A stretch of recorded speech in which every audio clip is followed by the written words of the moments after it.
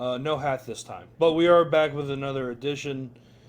Georgia dismantling Texas 35-10. I was about to say 30-15. That was a score in Austin. Sorry, I got confused with which beatdown I was talking about. It was kind of hard to be really excited about the game afterwards, because I kind of expected it.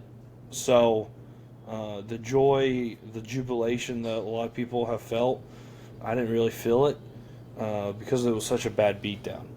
I was gonna do a Karnak thing, but I started thinking people don't probably remember Karnak. Probably not. Yeah. But I had the three things were Matthew McConaughey, Texas's offense, and Terry Bradshaw's ass. You do the Ed McMahon. You know what Ed McMahon would do. What? Yeah, I forgot. It was He'd repeat. Well, he'd go, "Oh, great Karnak. What? Terry Bradshaw's ass, Matthew McConaughey, and Texas's offense." And then, failure to launch. That was my joke. Anyway, that was a long way. That had a long way to go for some movie that nobody, Karnak, and also failure to launch.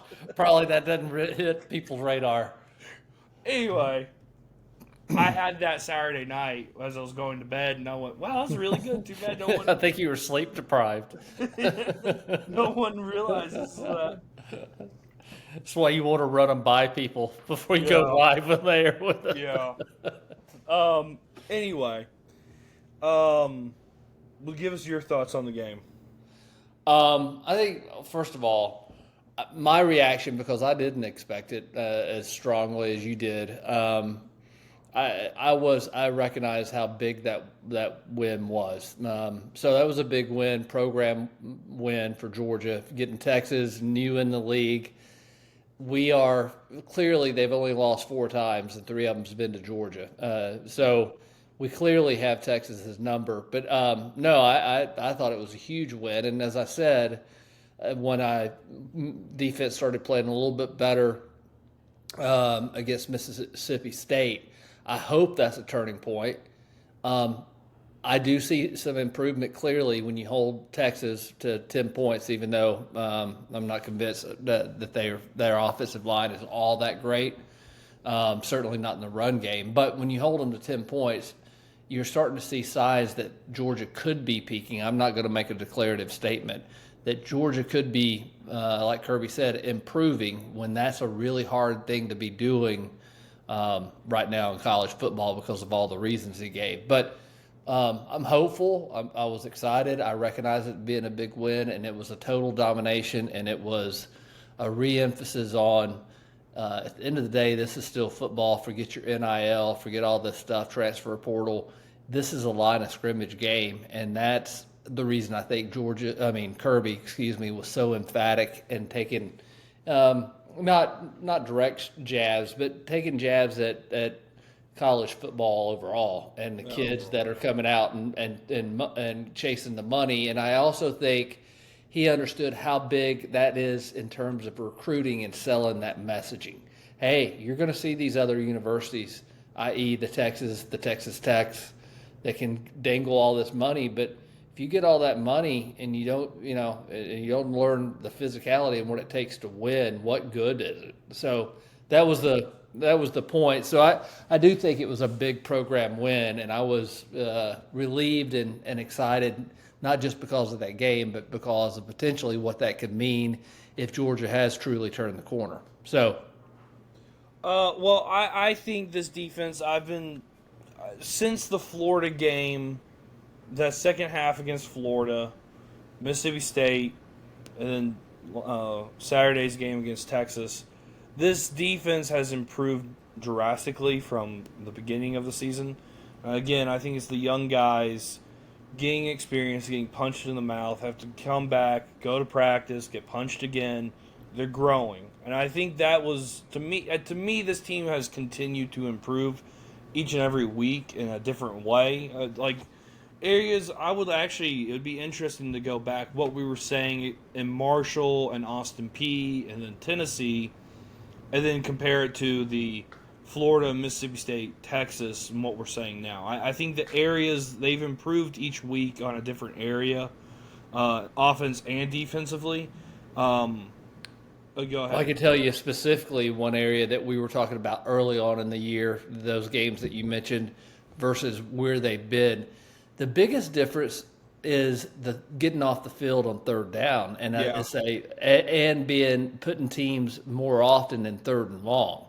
Right. That's the difference to me, the macro picture of what makes a defense different. Yeah, and that helps a ton. Let's start with the defense first because we're both not defensive guys, but our focus is more on the offensive side of the ball, and I have a lot to say about the offense. Let's go to Texas's drive chart, if you will, on this useless exercise. I just watched the opening drive for Texas. I have it on the TV in front of me. They had a field goal. It was 13 plays, 59 yards. They went for it on 4th and 1. So I think Sark and the Texas staff knew coming in they had to get Georgia early. They had to punch them and kind of get them to reel a little bit. Next two drives. Can I stop? Sorry. Can I stop you right there? Yeah. What did I say after that first drive when they came away with 3 points? That was a 4-point swing. That was a big win for Georgia. We're usually accustomed to being down 7. So I thought we just picked up 4 points there. So a punt. They picked up a first down on the third drive, but they only got 35 yards out of it. Okay, next drive, interception. They drove the ball. They didn't get it past the 50, by the way, in any of these drives. Punt again, then halftime. Punt again right after halftime, the second possession in the second half. Punt, touchdown. That was an interception. Good play by the linebacker that Colin Simmons. Short field. 36. What the heck? Yeah, so 36 six plays to get 36 yards. 6 plays to get 36 yards. Not good. Punt again.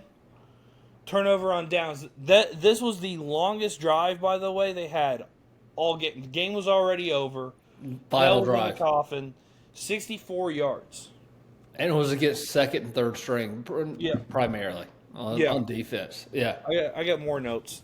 But I knew going into this game, Texas' offensive line wasn't that good. I said it was one of the worst in the SEC. It is.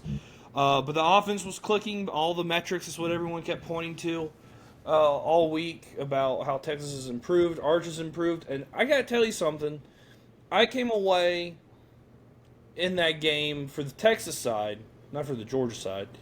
I came away decently impressed with Arch. I think he's definitely improved. The wide receivers were dropping the ball. They were not helping him. He was throwing the ball. Georgia was putting a lot of pressure on his early on. That could have, and I will tell you, that could have changed the whole momentum of the game. And you got a young quarterback going in a hostile environment. The players around him have to help him. I agree with you. He missed some throws that I think with development he'll be able to hit. But the quick release that guy has is impressive. It really is. So I don't think it's Arch's fault. I think they don't have a really good offensive line, and they don't have good pass catchers. Next thing is defensively. DeMello Jones would be my defensive MVP for the game. I think we both said it during the game. He had a hell of a night. Christian Miller, great job, collapsing the pocket, stopping the run game. Elijah Griffin, I mean, dude, he's only a freshman and hasn't gotten that many reps as I would like to see him get. But I can tell he's getting more as the season progresses, and I mean, damn, he's going to be really good. Joseph Ajonje, I don't know how, but Joseph Anjay, something or another. 99 did a tremendous job. That's why he's getting a lot of playing time. McLeod has played really well. C.J. Allen had another good game. Hurt, but he should be okay. Did a great job. Cole was very active. Cole did great. Quintavious Johnson. Yeah, Contavious Johnson, Zadaean Walker did good. Justin Williams coming in and filling in the role for C.J. Allen did good. Raylan Wilson did good. The defense was good over on all points Saturday. This defense is only going to continue to get better. It's nice to see us put pressure on a quarterback 3 weeks, really, in a row. I would like to see it a little bit more, just to be honest. But they only had 27 rushing yards. And by the way, 16 of those was on one carry on the first drive. So, a couple things that I will just say about the defense that maybe you didn't say. Number one, Texas. We played Texas 3 times. They've gotten a total of 80 rushing yards. Yeah. You cannot run the SEC, Texas. Just for all those fans that told us that they run the SEC, you can't run it literally unless you run it. So you got to do better than that. That's piss poor. The thing I would say is I made the comment too watching the game. I believe a couple things. The length, Georgia's not very on the defensive front, but not nearly as big as what they have been. But I think with 99 and number 10, they were get the length and the speed of our pass rushers were starting in the second half to give Texas some problems. The other thing I would say is we'll never know, and it's just speculation, but I saw usually Kirby looks over to Schumann and kind of to get what the call is. There were some of those situations where there were pressure packages being dialed up that it was Kirby talking to Schumann and telling him what, I don't know what to call or what, but I'm just wondering if Kirby's starting to get more involved in certain situations on dialing up some pressures, because we're seeing it a little bit more in the last couple of games, which I'm all in favor of, which means he's probably getting a little bit more confidence on the back end. And I think that's kids are not in their heads as much. They're just able to go play because now it's starting with the experience and the repetition. It's starting to sink in, and he's letting them go play. Those are the things that I'm seeing over the last 2 weeks. I hope they continue. If they do, then I know people are saying it. Georgia could, if everybody continues to improve, Georgia could be I don't think anybody would want to play them. No. In the playoffs. Here's the other thing too. Ellis Robinson and Dalen Everett both quietly had a really good game. Now, I know there were some busts, but they weren't like what we saw against Florida, where there were some massive busts. So that's starting to clean up. Like you said, it's starting to clean up. These guys on the back end are starting to play better. This could be. I still have not pivoted at all on this team. I still think this team is very capable of winning a national championship, and I refuse to ever pivot on that. I'm bought in totally. While everyone else abandoned ship, I still stayed. All right. Offensively.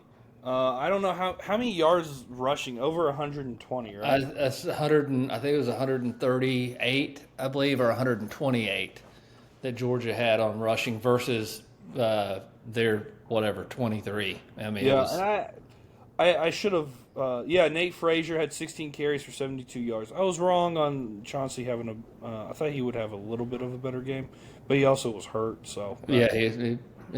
He had 8 carries for 19 yards. Not great. They were keying in on Chauncey, I think. But the quarterback runs, you got to add that in there. Yeah, 29. Gunner had 6 carries for 29 yards. I think it was around 128 or 138 yards total rushing. We had Dylan Bell was in there. 100 for 35 yards for 128 yards on the best rushing defense in the country. So, we can run on anybody, is what that just told me. So, good luck, Georgia Tech, by the way. Good God. So,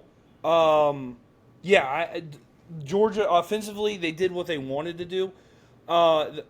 Here's my only qualm. And by the way, I'll get to Gunner because by the way, okay, I'll get bogged into the Ohio State and the whole Heisman thing real quick. Just real quick. Julian Sagan hasn't played anybody. Ohio State hasn't played anybody. Hasn't played defense worth of crap all year. And he's up there in the Heisman. I don't know why. He is the best player in the country, Jeremiah Smith, catching balls for him. Whatever. Then Fernando Mendoza, or whatever the hell his name is, for Indiana. Okay, good story. I get it. He should be in there. Ty Simpson definitely shouldn't be. Jeremiah Love for Notre Dame. Get it. But again, they haven't played anybody. And the people that they have, they've gotten their ass handed to them. So, again, Gunner should be up there in the Heisman. Big game, big moments. He's there. He embodies everything. I think Kirby said it today in the press conference. Today's Monday as we're recording this. He said it, that he embodies everything about what the award is and what its mission statement is. Gunner should be in the Heisman. He was 24 for 29, and he had 5 touchdowns. He had as many incompletions as he did touchdowns. The guy has been perfect for Georgia all year. And it helps a lot whenever you have a really good run game and you got Zachariah Branch. But he's been excellent in tight situations when they needed him the most. He's a leader. I like the guy a lot. I got to tell you, I love him. So I think he should be in New York. Okay? I think he'll probably be invited, but I don't shouldn't think win the award.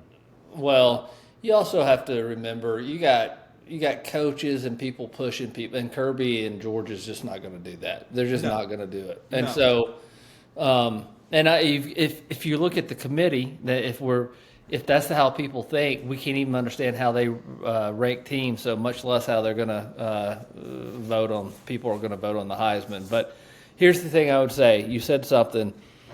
The biggest thing, and I'm going to be the first one. I have questioned Stacey Searles, and I don't know if it's been the quality of the players, but I do think this offensive line is much better than as a unit than the offensive line that we've had, and I think it goes to one thing. These guys got a little bit of nasty in them, and they're just stubborn as shit, and they're just going to continue and continue and continue. I got a lot of respect for the way Bobo plays. I told you that. These freshmen, Glover and Gaston, are going to be really good. And I think Ernest Green has looked a lot better. He finishes blocks that is really interesting and exciting to see from an offensive lineman standpoint. He's at number 5. He had one really bad, Muhammad for Texas. Muhammad. Yeah. He had a couple of really bad plays, unfortunate for him, where he was one-on-one with a big offensive line and just got tattooed. But this offensive line, I can't say enough about it, and I'll point out that I have questioned Stacey Searles, but I think he's done a nice job with this unit. And then I'll also say, I obviously played a really good defense against the run anyway. I thought we got a little out of rhythm in the second and third quarter. Yeah. But overall, Mike Bobo, that was a hell of a game that he called. He was in his bag. I was gonna say something during the game, but I didn't want to jinx it. Those first 2 drives, moving the pocket out, getting Gunner to roll out, those were huge. The first 2 drives were a masterclass in play calling. I thought he did a great job. And then again, getting way too conservative in the second and third quarter there, where I know we wanted to run the ball and we kept wanting to lean on them. Maybe it paid dividends in the fourth quarter when you have a 21-0 run. But I think. And I think this is the problem that Georgia fans, when we shit all over Mike Bobo, and the national media and the media people, I don't think they realize what the core of the argument that people have against Bobo. Sometimes it feels like he loses the point to be kill him in the jugular, stab him in the jugular. You have those first 2 drives, you're up 14-3, and then at halftime, in the second quarter there, you don't get any points. You're not aggressive, and you could have ended that game way earlier in the second and third quarter, it could have been 21-3, 24-3, or it could have even been 28-3. Shout out to the Atlanta Falcons at halftime. And then the game would essentially been over with how well the defense was playing against Texas's offense. So that is my only complaint with Bobo, and it has been my complaint with Bobo since 2023. Is sometimes we're just not aggressive enough where we need to be aggressive. That lull really, we had full command of that game the entire time, and then at the end of the third quarter, it's 14-10. We got to convert 2 fourth downs. By the way, that fourth down call with Monroe Freeling in motion, boy, was that a beautiful call. Yeah, that was a good call. But point being is, you don't have to be in that position where you have to make that call. If you're a little bit more aggressive. And that is the complaint that Georgia fans have. And for some reason, the media just ignores that and they go, oh, they hate Bobo. That's not at all. I don't hate Mike Bobo at all. So I don't, nor do you. No. That guy loves Georgia just as much as we do. Yeah, if not more. His blood is out there.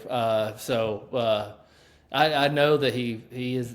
I know we use that, but he's a damn good dog. He cares a lot, and he's a good offensive coordinator. But I agree with you. He gets tight.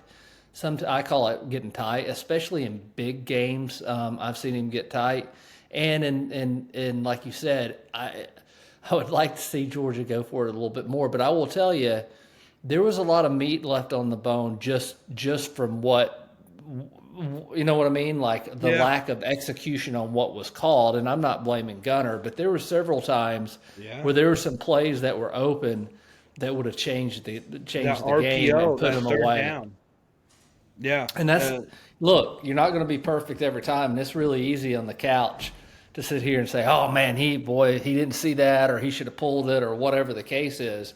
But unless we could be in all fairness, that was even though we were playing serve, what I call playing serve with them there for a quarter and a half, second and part of the third. And I'll tell you something else. I think Kirby, whenever they got within 4 and when it was 14-10, the others in other games, Kirby said, look, he can probably look across the sideline and say, physically, there's not another team. We're just going to keep banging, and because of our culture and because of the athletes, we're going to win this game more than likely. Yeah. I think he looks across the sideline and goes, ooh, that's a little too close to comfort. And that's the reason after we scored, which I know we haven't talked about, he wanted to keep that momentum going, and because he didn't want Texas to even get idea that they could get going.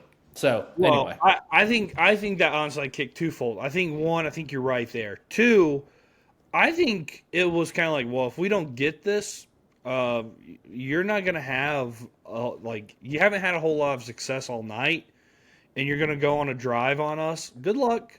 We'll see how it goes. So either way, he was playing with house money, and whenever he starts playing with house money, he's dangerous because he's really good in game situations.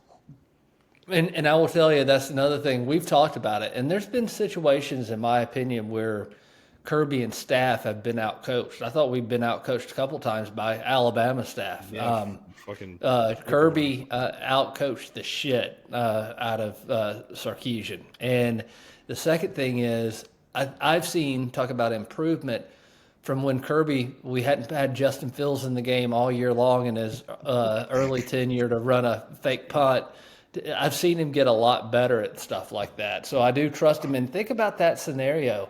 We went for it fourth down twice on that drive, and then back to back, we did an onside kick. Those are 3 really big decisions that took place in a very short period of time that were game changing. Yeah, and the offense. Credit to the offense for shutting the door. I mean, getting that 14-point swing there. I mean, that just closed the game. I mean, it was over there. So, also. London Humphrey, shout out. I was right about him for years. He's been a baller. Noah Thomas has finally come out of the closet. He can play. He's dangerous on the goal line too. That was I don't know what they call it, whip route down there in the goal line. I don't know how you defend that, and especially against a pass thrown the way Gunner threw that. That was a beautiful thing to watch. Yeah, so that was good. And then Oscar Delp, Lawson Lucky. I mean, I can't say anything. I really hope. I know Oscar's done after this year. I really hope that Lawson Lucky stays one more season because it would be nice. Too. Him, Barbour, and Ellis Williams, and Jaden Rydell. Woo, woo. So it's a good tight end room. Great job in the blocking game, I thought. Who was it the other day? It was Noah Thomas. Yeah, I wanted to give a shout out on that too. Great touchdowns, but tremendous downfield blocking. That's what I wanted to give a shout out on. And Zachariah Branch, always Zachariah Branch. So good job on him. Yeah, so I don't know. I saw it come across my feed. I don't know how recently Noah Thomas was interviewed, and they asked him, "Have you had a welcome to Georgia moment?" He goes, "Oh yeah." He goes, "I was running down the field, and I don't know. They called some drill, and he goes, I was thinking, I was just had the blocking assignment, so I was just going out there." And he said KJ Bolden lit him up, and he said, "I realized really quickly that you got to block and really come with intention if you're going to play down here in Georgia." So that was pretty interesting. Yeah, he did a great job on a couple of runs on the outside blocking and holding contained there. So I walked away fairly impressed with that. There's another thing I wanted to point out. You already gave Drew Bobo his flowers. Playing with that cut hand where his pinky's barely hanging on. This is what Gunner said. So shout out. That's tough. That's gritty stuff. So, we haven't talked. I know most people are going to just zone out, but as an offensive lineman, when you're dealing with that much, when you're gifted with that much size and that much talent, meaning speed and agility enough to play that position, what separates most, because all these guys are playing at big time schools have that. Right. What separates offensive linemen is desire and want to, and I believe Bobo and this offensive line wants to more than we've had in years past. Just watching them play, I know all our players always want to, but there's a little bit of dirty and just a stubbornness to these guys that you have to admire. Yeah, absolutely. All right, 40,000 foot view. Where do we go from here? It's Georgia, Charlotte, which, I mean, obviously they're 1-9. Charlotte is going into this game. The Dawgs are out right now. But anyway, Charlotte comes in. It's not that big of a moment or game. But for that senior class, they're a really great senior class. So if you have the chance to go to support those guys. And then, obviously, Friday afternoon against Tech. I don't know. Maybe I'm stupid, and maybe the ACC is not as bad as I think, and maybe Tech is not as bad as I think. But take Haynes King away from Tech. Georgia should have and how bad Tech's defense is. Georgia should be in a real good spot to win out, and then. Here's the other thing for Georgia. For me, what I would like of this season is Texas A&M to beat Texas, and Alabama. By the way, we haven't talked about that, but Alabama losing to Oklahoma, going at night into Jordan-Hare, where bad things have happened to them, and at senior night, and they have a really good defense. Gonna be really tough for Alabama to. Pull that one out comfortably. So what I'd like is Alabama and A&M to win out, and then Georgia get a first-round bye and not play in the SEC championship. That would be the best. By the way, if you look at it right now, we would play either the winner of Texas Tech and Tulane. So however that can happen, and we get a bye and we can rest up and get healthy, sign my ass up. I'm in. The bye, if you're really looking at this strategically, at this time of the season, you get C.J. Allen, you get a lot of these guys. We don't know injury updates. Maybe. You get these guys back, And I know Kirby has a different. He addressed it today. I think is of course he wants to play in the SEC championship, and I get that from his mentality, and I think he means it. But from our perspective, my being a fan looking at it, I don't think you pick up a lot.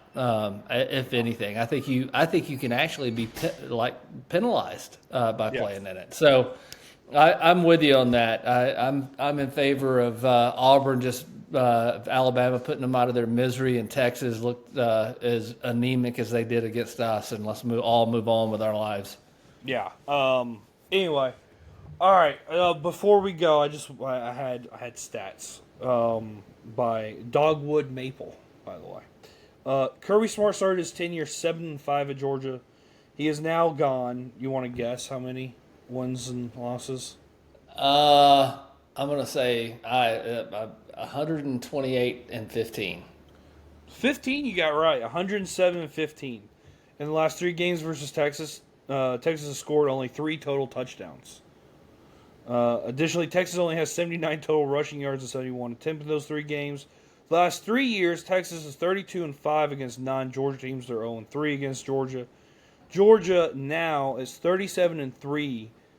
And if you think about it, those 3 games in conference, they were all Alabama, which sucks. So they're 37-3 in their last 40 conference games.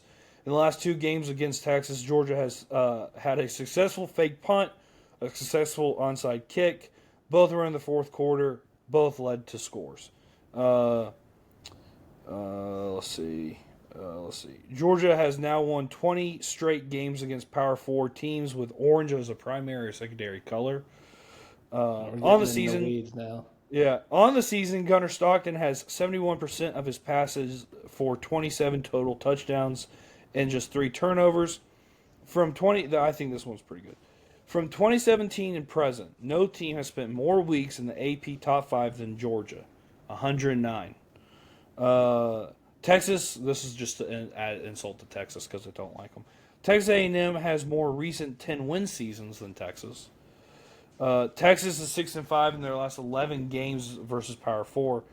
Georgia is undefeated against Texas since the 2018 Sugar Bowl, where Sam Ehlinger announced that they were back, and where Bevo launched a cowardly sneak attack against a defenseless UGA. So, all those facts were brought to you by Dogwood Maple. Shout out Dogwood Maple. So yeah, there you go. Well, yeah, and I'll go one step further. I don't know what the stats are, but Georgia had 1 penalty, I think, for 15 yards, and it probably saved a touchdown, maybe, arguably. Yeah. And Texas had how many? 9 penalties, 9. I think. 9. So there's the difference. There's another difference. Line of scrimmage, and don't kill yourself with penalties. That will help you get back, Texas. Sure. Yeah. All right. So next video, probably Thursday, it'll be released. We'll talk about the CFP. I think we should all pay attention to it. I know it's going to be really annoying to sit through it and listen to ESPN talk and jabber about nothing. But it's going to be interesting to see what the committee does in their reasoning. Like, where does Alabama fall? Where is Georgia 3? Or are they 4? Because Texas looked awful. I know they won, but they played South Carolina and should have Texas A&M. Oh yeah, A&M. Yeah, and Georgia played Texas, who was a top 10 team. So what does that all mean? Where does Notre Dame fall in this? There's a lot of interest of Tech too. Tech in Miami, which makes no sense to me. Why is Miami ranked ahead Tech? Explain that to me. So it'll be interesting to see what the CFP, and I think that's probably where we're going to spend most of our time. I don't think we're going to break down too much of Charlotte and Georgia. Surely to God, Georgia should be able to handle business. I would hope so. Oh, good Lord. All right, and we should see a lot of Ryan Puglisi, and I would like to see Hezekiah Melinder. So that's my guy. I've been watching him for a while. All right, anything else other than Texas really sucks and their fan base is stupid? Nope, I'm good. All right. Also, Georgia in-game entertainment during the game. Good job. Job well done. Except Brett Baer being on the sideline. So that was kind of weird. It was Matthew McConaughey. Anyway, some people get really triggered by that. All right, we'll see you on the other side. Make sure to follow us on Twitter, X, Instagram, and TikTok at Terminus Sports _ATL, and follow us on all social media platforms. And then also remember to like and subscribe. We had some more people subscribe, so appreciate it. Liking the video. Hit the bell button. We're always going to be on Monday and Thursday for the season. And we'll see you on the other side. See ya.